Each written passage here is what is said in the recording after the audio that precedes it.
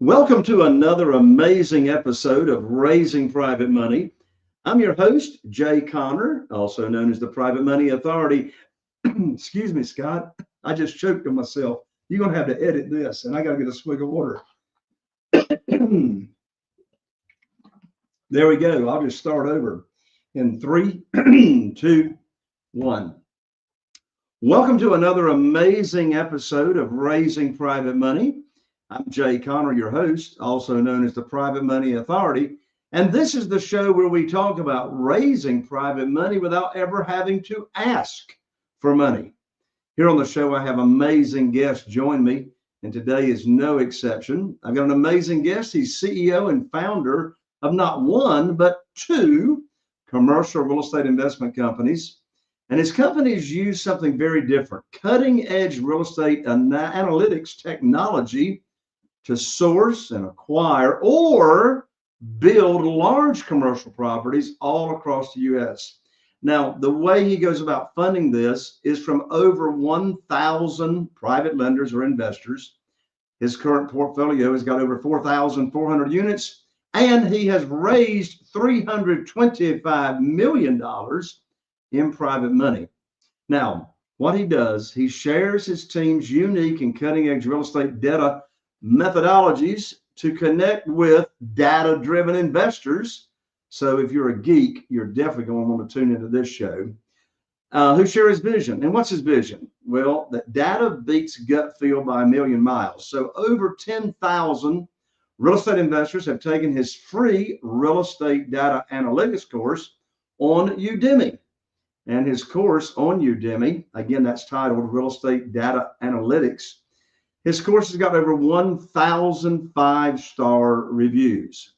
In addition to that, over 5,000 investors have attended his multifamily webinar series each year, and hundreds of people have attended what he calls his Magic of Multifamily boot camps. Well, my guest believes that we are now at a turning point where traditional commercial real estate will combine with Proptech and Fintech technology disruptors and will truly reach its potential as a tradable, highly liquid assets class that will rival and eventually beat the stock market in its size and scope. In just a moment, you're going to meet my special guest, Mr. Neal Bawa, right after this. If you're a real estate investor and are wondering how to raise and leverage private money to make more profit on every deal, then you're in the right place. On Raising Private Money, we'll speak with new and seasoned investors to dissect their deals and extract the best tips and strategies to help you get the money, because the money comes first. Now here's your host, Jay Connor. Neal, welcome to the show, my friend. Well, thanks for having me on the show, Jay. Very excited to be here.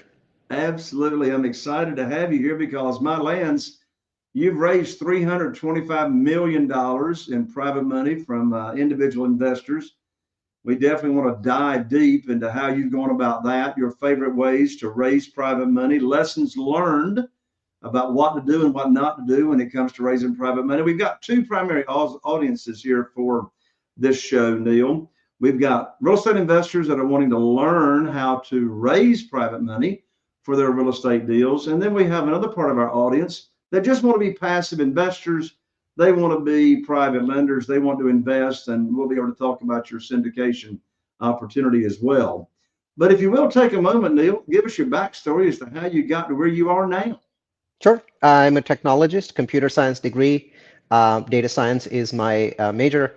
And I got into real estate in reverse. You know, most people get into real estate by buying a single family rental or doing a rehab. In my case, I got into real estate by building a campus from scratch in 2003. So I was running a technology company, hundreds of employees. We had lots of money, and we decided we didn't want to be tenants anymore. So we built a custom campus for ourselves. You know, the founder and the senior partner of the firm, I was the junior partner, had a lot of construction experience. So he mentored me through the whole process, and it was a great learning experience. And we ended up building about 6 more campuses by 2007. So between 2003 and 2007, we were building all of these campuses. and I was a minor partner in some of them. And all of a sudden, I got exposed to the benefits of depreciation because I had the big fat tech salary, and I was I was working in Taxifornia. So for people like me with the big fat tech salary that are Taxifornians, it's very important to all of a sudden get these depreciation benefits, and how it affects your income is just spectacular. And so that's what really pulled me into real estate. By with all of the benefits that I was receiving from depreciation, all of a sudden I had more and more money collecting in the bank. So by the time I had plenty of money, it was 2008. So my timing was incredible. I hear you. Yes, I got my wake-up call to the world of private money in January of 2009 is when I got my wake-up call. I'd been relying on banks and just institutional lending until I got cut off from the banks in January 2009. And so that's how I got exposed to this world of private money. Well, you've raised a lot of private money here in your career. That's right. And so what are some of your favorite ways that you've gone about raising private money and finding investors? I think the biggest thing that has worked for me is building an authentic brand, with the word authentic being the one that's underlined, not the word brand. A lot of people build brands, but I find that they're not necessarily authentic. So, as somebody who's a computer science graduate, as somebody that's into data science, I felt that was my strong suit. And I felt that given that I live in Silicon Valley with, if I throw a rock, it's going to hit a geek and bounce off and hit another geek. Right? This is just geekland. There's lots and lots of computer science graduates here and data scientists and lots of people that understand technology and numbers and exponential worth. So I felt like I was in the right place. And so what I've done is I've worked very hard over the last 10-ish years to build an authentic data brand, and I've followed through on all of the different pieces of that. And I'll give you examples of how anyone else could do it. Right? But I'm going to start with an example that's today's example. So this morning, when I wake up in the morning, I'll spend an hour and a half reading all of the newsletters that I'm subscribed to for real estate, and there's dozens of them. And I'll pick one that has some interesting piece of information. So this morning, I received a newsletter from a company called Local Market Monitor. And this is a company that basically ranks cities in the United States for real estate investment. And it's, I'm a multifamily guy, and this is a sort of a single family thing. But from the perspective of brand building, it's perfect. So a screenshot of Local Market Monitor was taken out of their article, right? And the article, the screenshot says best bets for 2005, and this got a list of cities starting with Charleston, South Carolina, and then the next column says 3-year population growth and then job growth, right? So now what I do is I take that content, and then I have a Slack channel, and the Slack channel is called marketing-social-posting, right? So I have full-time staff doing this. So I throw that screenshot in there. And then I say the following words. A lot of people share information on their social, but what they really forget is that they're building a data-driven brand. So sharing something on social is not very powerful. Sharing it with your opinion is powerful. So I'm going to read off what I shared, right, on this. And I say in the Slack channel, Neal's comments, and my team will post this on all social. Local Market Monitor has published their best bets market for 2025. Very interesting list. Terrific to see Charleston, South Carolina at the top of the list. Fantastic market, a lot of room to run. But I'm even more excited to see Indianapolis in second position, because a Republican victory in last week's elections means tariffs being imposed on China, which means more manufacturing growth. And Indianapolis is one of the key markets that will see significant industrial growth. I won't read the whole thing, but you get the point, right? What I'm doing is I'm taking content that's come from sources that I like, and then I'm putting my personal spin on it as to why all of a sudden people should be investing in Indianapolis, right? Or things like that. And then I do this at least twice a day, 3 times a day. And I'm posting on LinkedIn. My team is doing all of this stuff using software like Hootsuite. And so they're designing custom graphics. So the custom graphic that was designed so that my picture was on the left. A quote about Indianapolis was at the bottom. And then the original source, that screenshot, was on the right. So now this is a custom graphic that was designed in about 10 minutes using AI and was posted on this channel. I took a look at it. I commented. I don't actually go on to social. People think that I'm on social media all the time. They're like, Neal doesn't actually do any work. He must just spend 24 hours a day on social media. Well, the last time I actually logged into social media was 2014, 10 years ago, But what I do is have a team of people. Today I have a team. When I started out, it was just somebody on Upwork.com from the Philippines that I was paying 2 hours a day. Anyone can pay that, $6 an hour for 2 hours a day. Everyone can afford it. You make that investment in yourself. And now, of course, there's a huge team of people. About 10 people are doing investor marketing for us. But that gives you a sense of this, right? So I've been authentic to that data brand. I've created webinars. I'm doing a webinar tonight at 5 p.m. Pacific. I have 1,950 people signed up. About 400 will attend, about a 20% show rate. And that webinar is about the impact of the Trump win on commercial real estate and has 9 sections. So I talk about the impact on the dollar, the yuan. I talk about the impact on Bitcoin. I talk about the impact on tariffs, blah, blah, blah. Is this good for commercial real estate? Bad? What about interest rates? What about treasury? So you notice that I've given you 2 examples, both from today, of how I am building an authentic data brand. I'm not suggesting that this is the right thing for everybody, but what I'm saying is that you've got to be authentic and you've got to be continuously providing content. I hate social media. I don't like going into any of those apps. So I just created a Slack channel and I have people helping me, right? And at $6 an hour for wonderful people in the Philippines, nobody can say, I don't have the money for people to help me. Everybody has that much of an investment to make, right? So brand creation and then brand elevation and continuously doubling down on that makes a huge difference, because I have very geeky investors. They constantly send me content. So I think that I have the geekiest investors in America, right? Silicon Valley people, computer science graduates. They work for companies like Google and HP. And that's my niche, because there are roughly 6 million accredited investors in the United States. I need 1,000 of them to raise 325 million. I don't have any institutional capital. I have no family offices. I have nothing but these accredited investors. 1,000 gave me $325 million. That's all I needed. 1,000 out of 6 million. So you can build an extraordinary niche that's 1 out of 100,000 people that really believes in what you believe in, and those are the best investors. That's how I build my brand. So let me unpack what you just said there. So what you're doing, you and your team, is you are providing on social media amazing content about opportunities and what's going on in the real estate investment world. And a result of that content is you're giving great value. And I suppose through that content, your subscribers and your number of people that are following you and subscribing to your channel because of the great value continues to grow on a regular basis. Is that right? That's right. We just hit our 10,000th subscriber on YouTube. Instagram's a huge channel for us. And so is Udemy. So on Udemy, I create courses around real estate analytics. So these courses are courses that basically I'm taking real estate analytics, which is complicated, and dumbing it down by giving people a bunch of Excel spreadsheet. Go in here for this city, plug in these pieces of data, which are general knowledge, and then look at the result. And if it's green, it's good. If it's red, it's bad. As simple as that, right? So what I'm doing is I'm taking a complex topic that most people have trouble with, and I'm simplifying it, right? So the course is called Location Magic, how to figure out the best cities in America to invest in.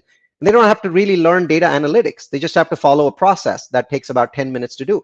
So, you could go to a water cooler conversation for a Christmas party, and you could hear one person says, Rogers, Arkansas is a great city to invest in. Another person says, no. Rogers, Arkansas sucks. It's Charleston, South Carolina. Well, how do you know which one of these people is telling the truth, right? Well, the answer is there's got to be some benchmark. So I create courses around that. And those courses allow people to make investment decisions based on their water cooler conversations and their list of cities. And so each year I get hundreds of people thanking me on somebody going and investing in Provo, Utah in 2016. By the way, Provo home prices are up 3x since then. And so they love it, right? And these people, they haven't invested with me. The community is about 80,000 people. The total number of investors is 1,072 as of yesterday. But that's okay. That's 1%, right? So the 1% I'm monetizing. The others are simply getting value, and they're going out and investing by themselves, doing whatever they want. And I'm perfectly happy with that, because they're also sending other people to me constantly to build my brand. So they help in some way or the other. What I hear you saying, Neal, is that you're really leading with a servant's heart. You're leading with providing amazing value and content. And so you and I have got that in common. When I was cut off from the banks back in 2009, and I couldn't use institutional money anymore. And I started learning about private money. I made a decision, and it sounds like you made the same decision, that I wasn't going to go about asking people for money or chasing or begging or persuading or trying to talk anybody into anything, because after all, desperation has got a smell to it. And the worst time, from my experience, to be raising private money and investor money is when you need it for a particular deal. But what I did, Neal, is I put on my teacher hat. So here's my teacher hat, and my teacher hat says private money teacher. Love it. And when I started raising private money, I simply just, I took on the attitude and the philosophy of, I'm not going to try to pitch any deals. I'm first going to teach my opportunity. And, you know, I've got, you've got 1,072. All I have is 47, 8.5 million. That's all I need for my single family houses around here in my local area. And so the philosophy is the same. I started teaching people the opportunity. You know what's interesting, from my 47 private lenders, none of them ever heard of private money or private lending. I don't think any of them even know what an accredited investor is, to tell you the truth.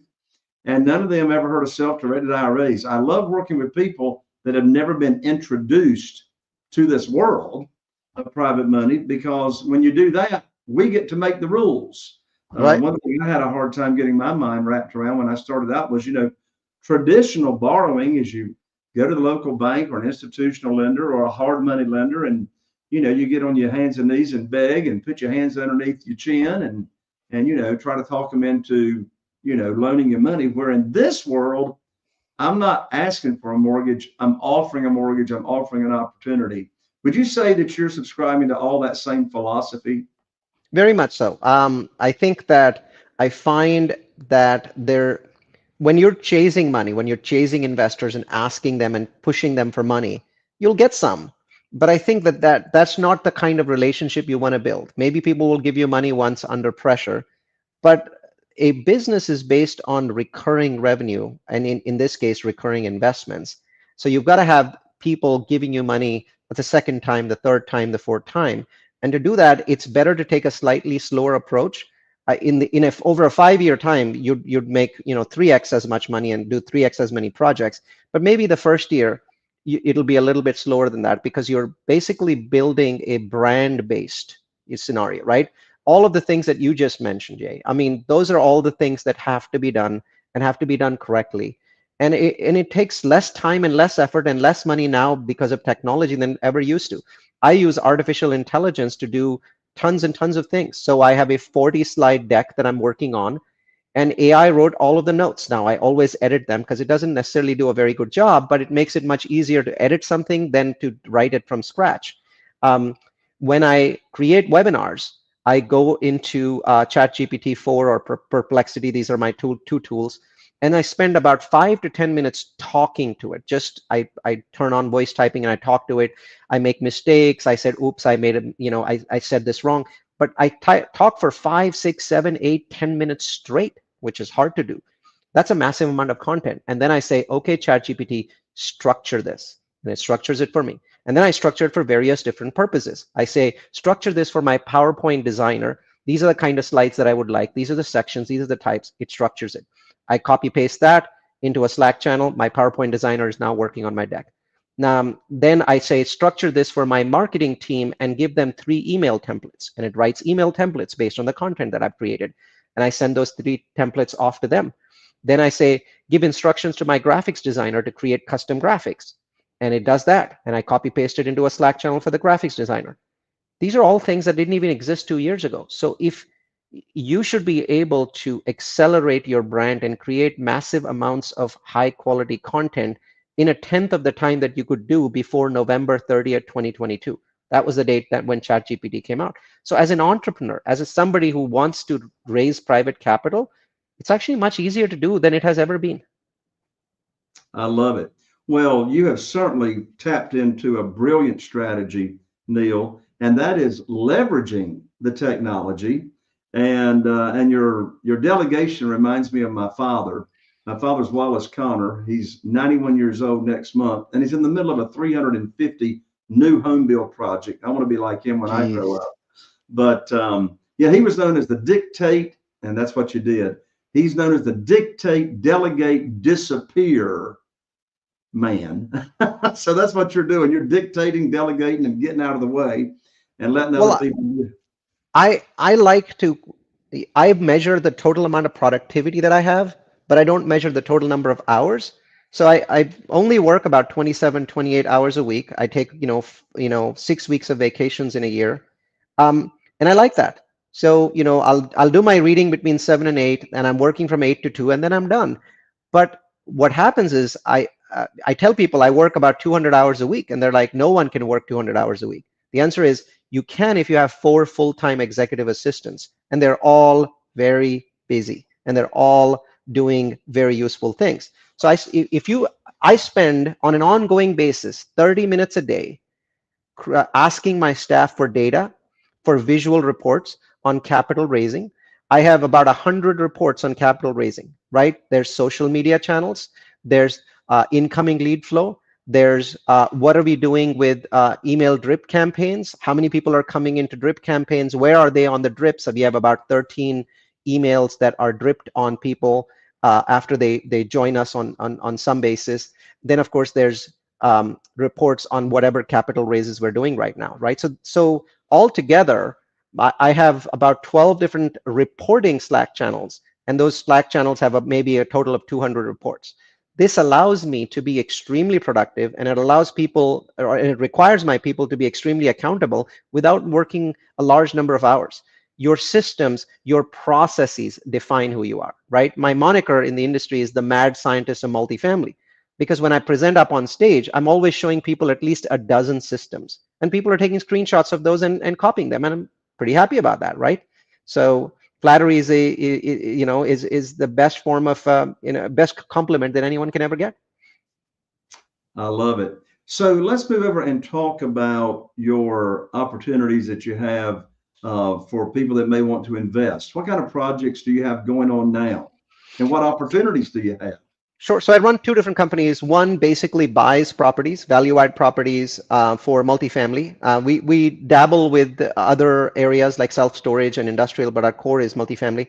And then the other area is we build townhomes. We don't build single family. We don't build apartments. We build townhomes. Why? Because townhomes, in my opinion, are the missing middle. There's lots of great people building apartment complexes, and there's lots of folks like you and Lennar and KB Homes that are building homes. But the problem is the homes are too expensive. Even starter homes are too expensive. Only about 27% of Americans can afford the starter home that KB Homes is building today or Lennar is building today. And apartments are available, but have you seen the rent growth? I mean, the rents keep going up from time to, all this time. And there's a lot of people that don't want to go live in apartments. They don't want to deal with hallways. They don't want to deal with people running up and down the hallways, the smell of marijuana, a Rottweiler biting your kid. They want to live in a home, but they know that they've lost the race to buy a home, right? So average home prices in the US are $416,000. In most cities that I like for investing in jobs, they're over $500,000. The Phoenix is at 532, Austin's at 536. So most people can't even get the down payment done. And these days, the down payment is 20%. It used to be 3%. We don't get loans like that easily available these days. So people have lost that race, but they don't want to live in apartments. So one of my businesses just builds large townhome for rental communities. So now nobody's living above and below you. You've got a backyard. You've got a garage, maybe not 2 garages, but 1 garage. And then you've got, the other car is parked in the driveway or outside. And so you're living in your own home, but you're renting it. And so that project is called Mission 10K. We currently have 6 projects underway with 1,000 units in construction. We've got $50 million already invested in these projects. It's more high profit, but higher risk. So what I did was I spent 3 years and $20 million optimizing the risk. So I basically optimized the risk. So on the front end basis, I don't ask my investors to invest until I've already gotten to the point where the construction loan is signed. I don't know of any other developer that does that, because usually it takes, $500,000 to $1 million to get to that point. So I created a company that puts that money up front. And whenever there's projects that go bad during that time, the company eats it. So no investor ever has to worry about that. But once the risk is done and the project construction loans closed, then I bring the investors in. And now I'm able to accelerate their profits with that company. But there's lots of people who are like, no, I don't want to invest in new construction. They invest in my second company, Grocapitus. And what Grocapitus does is that it buys properties and improves them. And a lot of people do that. So the people are like, well, what is so special about you doing it? There's like 20 or 200 other guys doing it. My answer is an army in the Philippines. So I own a company in the Philippines with an army of dozens of people. And these people basically for $6 an hour follow 700 different systems and processes to optimize my properties. They optimize everything from delinquency to leasing to keep, making sure that my staff in the US is answering phone calls, to doing hundreds and hundreds of different reports, to getting local grants for tenants, in case my tenants fall behind. I gave you 5 examples, but there's hundreds of them. And that allows me to keep my properties more full at higher rents than other people. It's the use of systems and processes, hundreds of them, for value add properties. A typical value add property is 200 units. And my goal is to keep them at 97, 98% occupied all the time. And every time I get to 98, I raise rents. I fall back to 92. My leasing team comes in, generates massive amounts of leads. We boost it up to 98, and then we raise rents again. And we play this game for 5 years on a property. I was going to ask about how long on average do you stay in on a property? So it sounds like about 5 years before you sell or cash out. Is that right? Yep. 5 years for value add properties, 4 years for new construction properties. So, okay. But we don't do a lot of short-term projects. That's not our forte. I think there's a lot of people doing short-term lending, and good luck to them. They're doing well. I like to build things. I like to improve things. I like to see the benefits of all the different things that my team and I are implementing. And so for me, there is a satisfaction that comes with spending years on a project. Makes a lot of sense. Well, Neal, you are an amazing human being with all the processes you put in place, leveraging technology, leveraging AI, and leveraging human talent all across the globe. I know we've got a lot of listeners here to the show that want to learn how to follow you, how to get in touch with you, how to get on your webinars, how to learn about where to invest in the United States. And we've got a lot of people that would be interested in being a passive investor with you as well. So what are some of the ways that people can follow you on social and learn about investment opportunities? Well, I'm very lucky to be the only Neal Bawa with this spelling in the World Wide Web. So everything you need about me, read about me on the web, good or bad, is about me. There's no other Neal Bawa that I'm aware of. So the best way to find me is to just type my first name, last name into Google. Another way, if you'd like to really get involved with our webinars, like the Trump webinar that we're doing tonight, is to go to Multifamily University. So type the words Multifamily University into Google, and it'll take you to a site called multifamilyu.com, and you'll see our archived webinars. And you notice that even though the website is called Multifamily University, the webinars are about all kinds of things. Our latest webinar is about Airbnb. Our next webinar is about how industrial will need to be rebuilt in the United States because of everything that we're doing with bringing manufacturing jobs back to the United States. So so Multifamily University is probably the best place. Now, if you're a data geek and you'd like to see how I use data, go to Udemy, that's udemy.com, and search for my name, and you'll see my course. Right now, I have 14,000 geeky people taking my analytics course. So for those of you that are listening, to follow Neal, simply Google his name, Neal, Neal, Bawa, Bawa. You can also find his course on Udemy, Udemy. I have courses on there as well. And also the webinars that he's doing, go to www.multifamilyuniversity.com, and you'll get amazing free content and education there. Neal, thank you so much for coming on here with me, and any farewell or parting words before we call this show a wrap. I'd like to just share the one true saying that I've created myself, and that is that the Bible got it wrong by one letter. The Bible got it wrong by one letter, because it is not the meek that shall inherit the earth. It's the geek. It's the geek. Richest man in the world, geek. Second richest, geek. Third richest, geek. You see a pattern there, Jay? Yeah, there is a pattern. There is a pattern. Thank you so much, Neal. God bless you. Thank you for joining me. Thanks for having me. And there you have it, another amazing, like triple amazing guest that I had here on today's show, here on Raising Private Money. And I appreciate you joining us. We always appreciate you sharing, liking, subscribing, reviewing. If you happen to be watching on YouTube, be sure and subscribe and click that bell so you don't miss out on any more amazing episodes coming up. I'm Jay Conner, the Private Money Authority, wishing you all the best. I look forward to seeing you right here on the next episode of Raising Private Money. Are you feeling inspired by the knowledge you gained in this episode? Then head over to jconner.com/moneyguide. That's jconner.com/moneyguide and download your free guide that shares 7 reasons why private money will skyrocket your real estate investing business right now. Again, that's jconner.com/moneyguide to get your free guide. We'll see you next time on Raising Private Money with Jay Conner.